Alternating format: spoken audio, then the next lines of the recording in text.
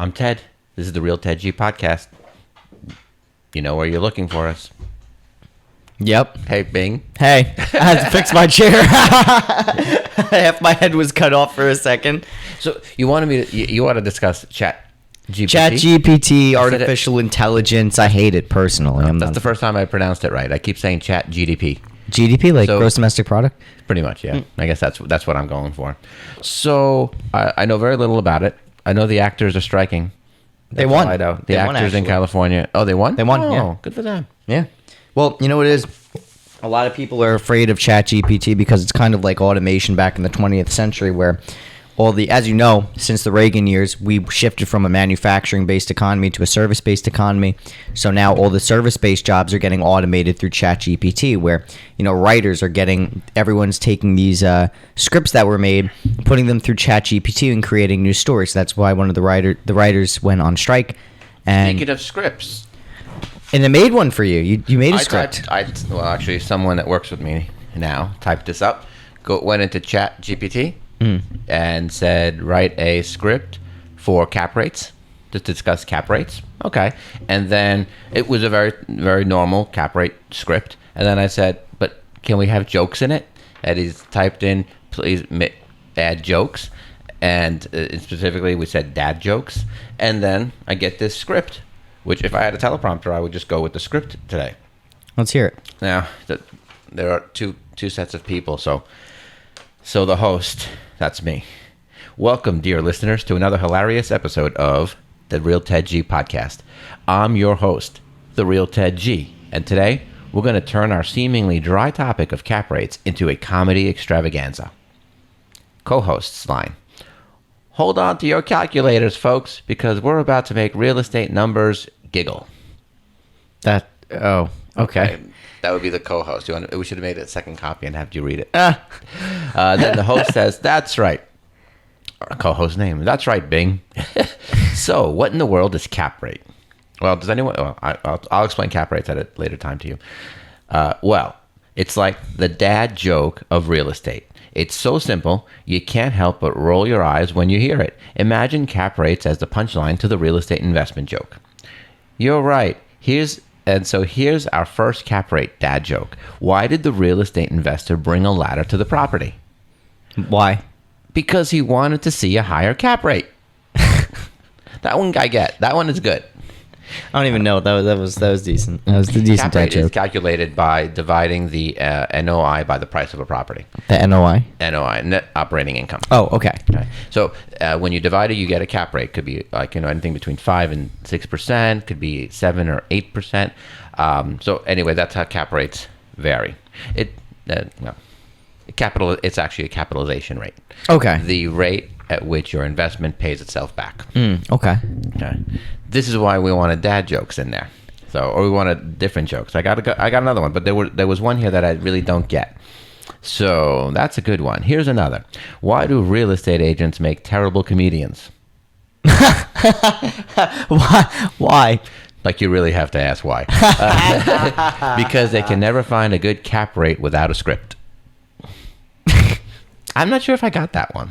They can never find a good maybe artificial intelligence is not all it's cracked up to be right now. It's not, but it has potential. And for the third and final joke. Okay. I'm reading it ahead of time. Why did the real estate investor carry a suitcase to the open house? Why? Because he heard they were giving away cap rates as luggage. You see, I didn't get that one either.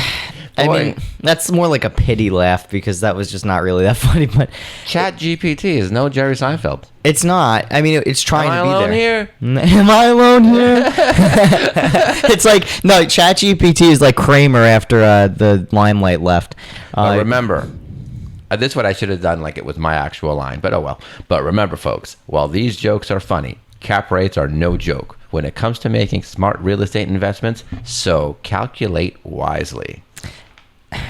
Well, it's a pretty cool script. I think it is. I'm more partial. Like I think for me, I have two things with scripts. Like I prefer more of a humanistic, flowing conversation rather than scripted because it's more entertaining. Yeah, I agree. That's what we've been doing. Yeah. So I agree, but I'm always afraid that sometimes my little quip one-liner could be a little too I don't know. You ever find me a little too mean? Not, I wouldn't say too mean. I would just say more like it helps to have notes for sure. Like I printed out like yesterday I did something about the United Auto Workers going on strike, and I printed out the news article and I just highlighted things, and I looked on camera and I was like, oh, well, this is supporting evidence, blah blah blah. So it helps, for the sake of remembering what you're talking about. But what concerns me about ChatGPT as a whole is yes, fill me in because I don't know anything. Well, it takes away the humanistic aspect of creation. So that script, if you wanted to create a script like Isn't that, the theory behind evolution? What do you mean? Nothing. Oh God! See what I mean about my natural jokes? It's not mean. I thought it was funny. It had. I'm genuinely curious. Sometimes there's gravy and sometimes there's au jus.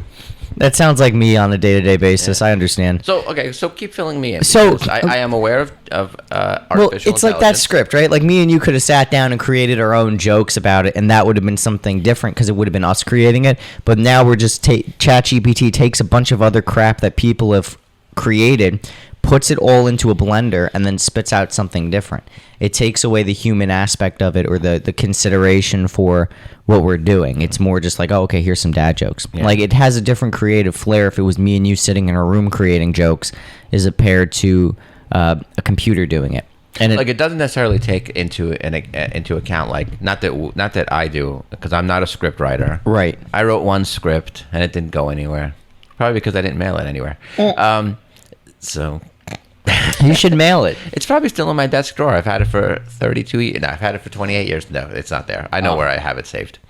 Special place. Yeah. It's a cool script too. It involves Nicole Kidman. Nicole who? Nicole Kidman. I wrote a script all around Nicole Kidman. Who's that? She's an actress. Probably she's probably considered a really good actress. She's won several Academy Awards. Kidman. She was married. So I live under a rock, by the way, just so you know. So she was married to Tom Cruise. Now she's married to Keith Urban.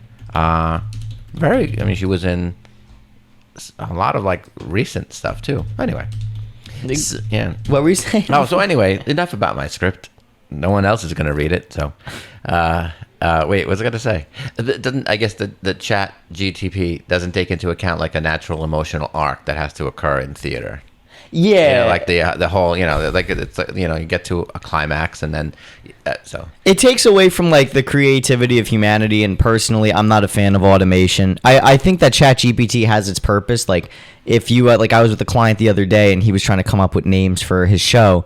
And he got like 20 different names based off of a concept that he typed in ChatGPT. At least part of it really comes to like maybe for the brainstorming. Yeah. Brainstorming can be pretty cool. Like I think we would have used one or two of those jokes if I was to say, let's pretend we were really going to just do something about cap rates, explaining cap rates, cap rates for dummies or cap rates for funnies. And we would, take that into account because I think it can be very boring. My concern is that people are just going to try to replace the entire work process with ChatGPT. Like, if people were like, oh, this is just a helpful tool to get my work done faster, that's one thing. But a lot of people are trying to use it like college students are just writing out papers. Apparently, I have heard this, yes. Yeah, that's scary. Or, if as ChatGPT eventually evolves, what's going to happen next with how good it's going to be. Then you could write whole doctorates, doctoral theses with that. And people that could get a degree, there's already people that get degrees that don't deserve it, but now you're going to have people like, it's going to be harder to tell. Somehow with robotics and everything that with where we're traveling, is it artificial intelligence that will be performing surgeries? That would be terrifying to me. I really think that's terrifying to me. I don't think a machine, mankind itself can make mistakes, but I don't trust a machine to do the job a human being should be doing. I think that it could help and assist, but a human being needs to be there. Yeah. Well, it's like, I understand if you go to a fast food restaurant, I can see robots making my Whopper. Yeah, that I can understand. So that's going to replace a level of, human. But even so, I can see it, but I don't believe it should be the case. Like when I see the kiosks, I actually talk to the employee first and I make them try to take my order, because I really don't agree with automation as a concept, because it's taking away so many menial jobs that are good for kids or people that are struggling financially or people that just want extra income. Yeah. So well, I mean, I guess the goal would be that the menial jobs, if they do get eliminated, then society would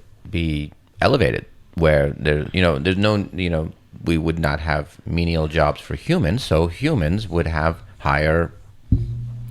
Well, there would be higher educated jobs, but then what would happen is, as the pay rate increases, because now you have to have an army of technicians to replace all these robots, what's going to happen is the price of the dollar is going to skyrocket even more, and then there's going to be hyperinflation, and then all the low-paying jobs are going to be at like $80,000 a year, and then everyone else that's in the higher-paying jobs are going to be at like $500,000 a year to be baseline. So the middle divide is just going to get wider. And wider. Yeah, I think so. Under the way that we operate now as a society, our middle divide's going to increase. I was just a little taken aback with how fast, and I'm sure that it exists, but I'm just how fast everyone seems to have adopted it. In our field, my field, real estate, I see agents. I've even used it. This GPT. They should just change. Why can't they just call it chatbot? Chatbot. Oh, I think that's a copyrighted claim. Oh, okay.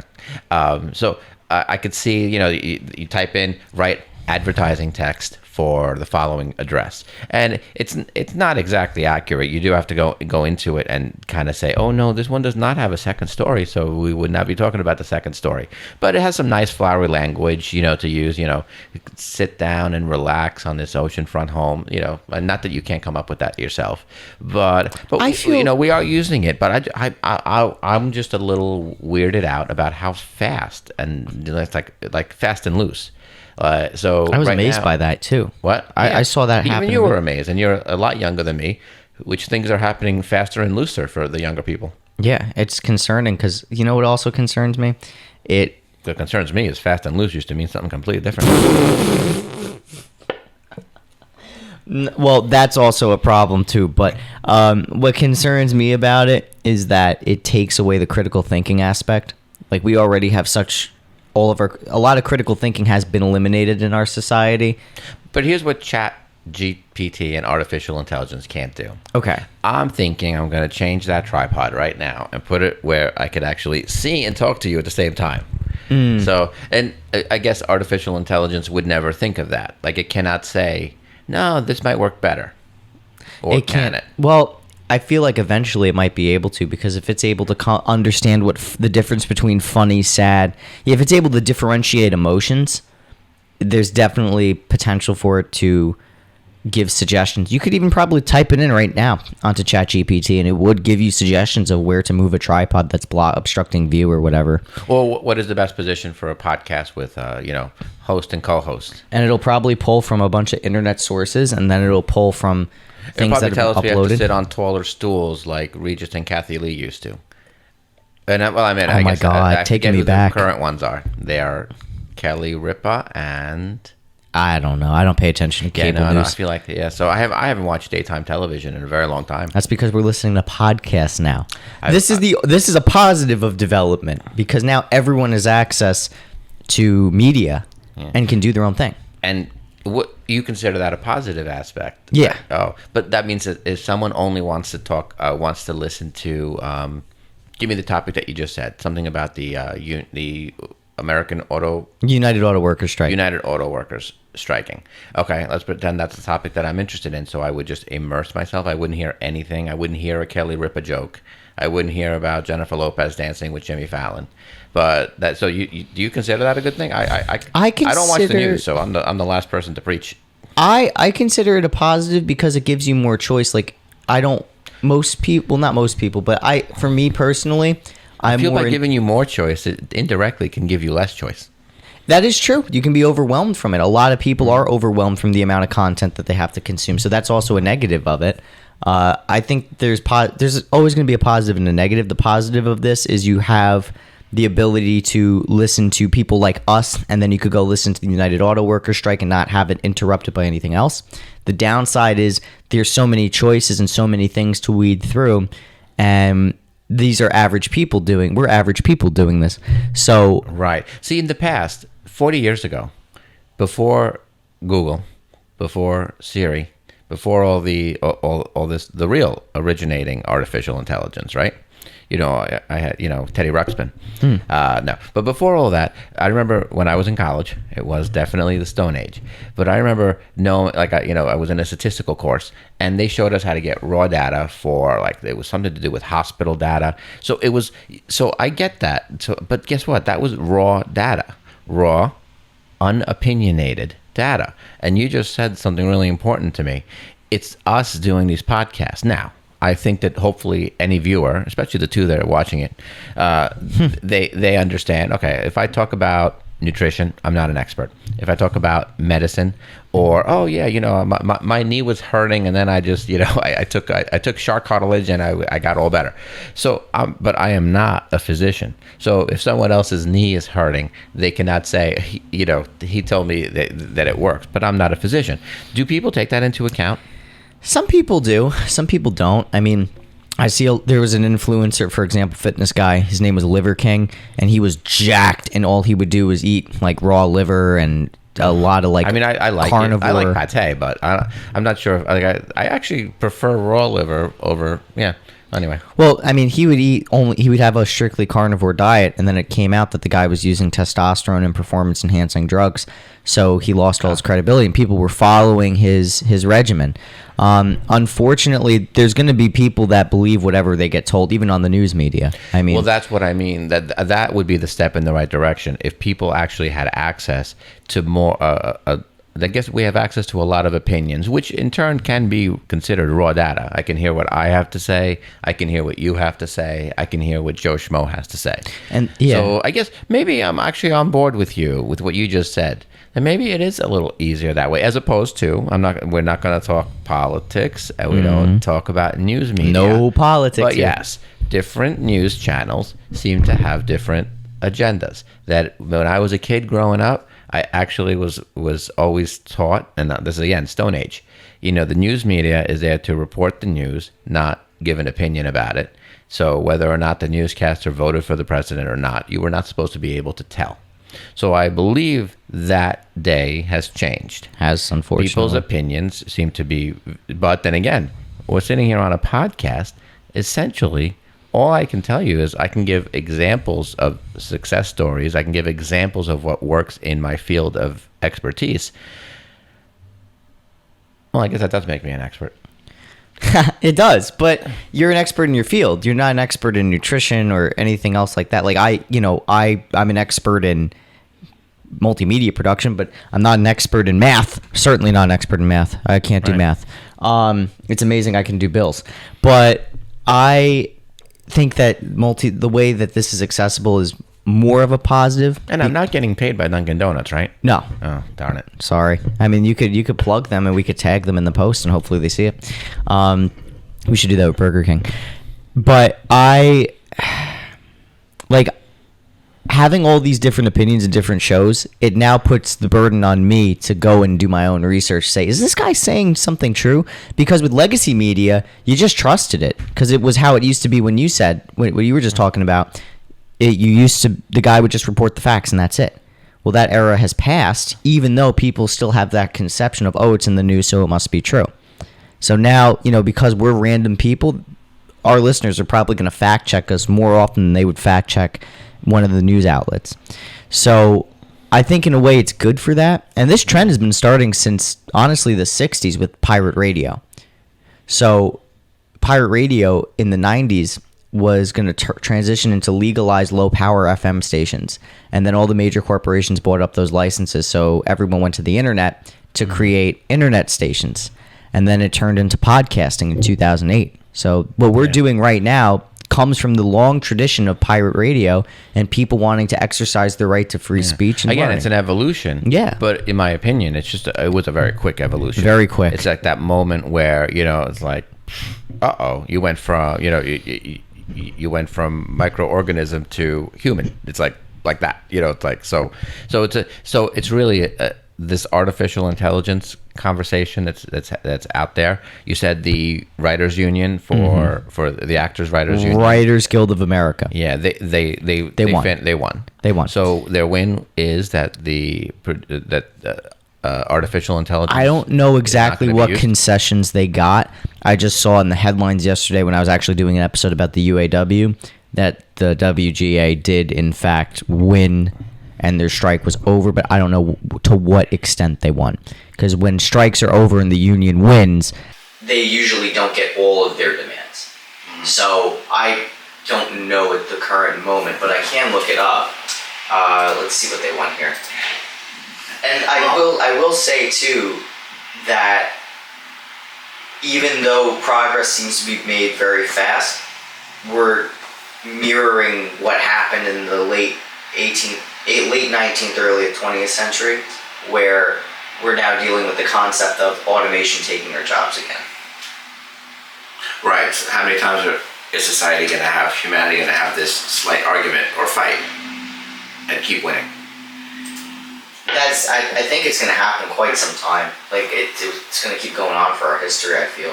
They have the WGA, Writers Guild of America, has a tentative agreement with the Alliance of Motion Picture and Television Producers. The strike has been lifted, and Hollywood writers can go back to work after 148 days on strike. Let's see what they want. Different members, different demands. SAG-AFTRA. I don't really see anything right now about what they want, just that the strike is over. We look forward to reviewing the terms of the work Writers Guild of America and AMPTP's tentative agreement. Remain ready to resume our negotiations with the AMPTP as soon as they're prepared to engage on our proposals in a meaningful way. So in short, what's your short, nice opinion of artificial intelligence? It has potential to assist us in our work, but it doesn't have the ability, nor should it have the ability to replace our work completely. And that it kind of, I feel, gets in the way of human development and... I think if you're saying that college students are using it to write their papers, there's a certain segment that should be, you have to say, wait a minute, then isn't part of the learning, and you know how I feel about the process and the product. Right. So part of the learning is the doing. So if it's eliminating the doing, is it eliminating too much of the learning? And is it really just saying, what mogul was it? Was it Henry Ford? I think it was Henry Ford. And this is the beginning of, Henry Ford. Model T. Yes, but is it that he was not, and might not have been the smartest person, but he could hire, he obviously could hire the smartest people to do things. Right. I forget if it's Henry Ford or not. Again, I don't have artificial intelligence on hand because they could have written a script. Who said, it doesn't matter if I didn't go to college. That kind of idea. What's the quote you want me to? Something about someone who may not have gone to college, but I can hire the people that did. I don't know. I'm misquoting. I'm an artificial intelligence worst nightmare here. My AI is getting. If you're looking to hire someone who did not attend college, talk to their previous employers and get a sense of what they like to work with. Ruben said. Well, actually, that goes back to the famous word that was on one of our previous podcasts, collaborating. And is college also where you actually learn to collaborate and be ready for society, be ready for the private sector, for the work field? And are we eliminating collaboration techniques? I think we are, 100%. I feel like our socialization skills have gone down. And college, for me, I got more out of learning how to succeed. Like, it gave me the push to enhance what I learned in my classes, to do stuff outside of my classes. So I learned all the skills that I have now, not from the classes, but from wanting to do more and wanting to compete with other people. And then from that, I learned how to network with others and learn from others. Yeah. I just think that it's great technology, and I think with anything like that can revolutionize, can change the world. I think, you have to have a little bit of cautious optimism going forward with it.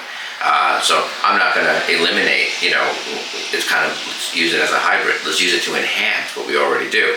And if we continue that way, now it just makes us all better versions of ourselves, not replacement versions of ourselves. And I can agree with that too. I really do believe that it's not all bad and it's not all good. It's just depending on how you use it as a tool.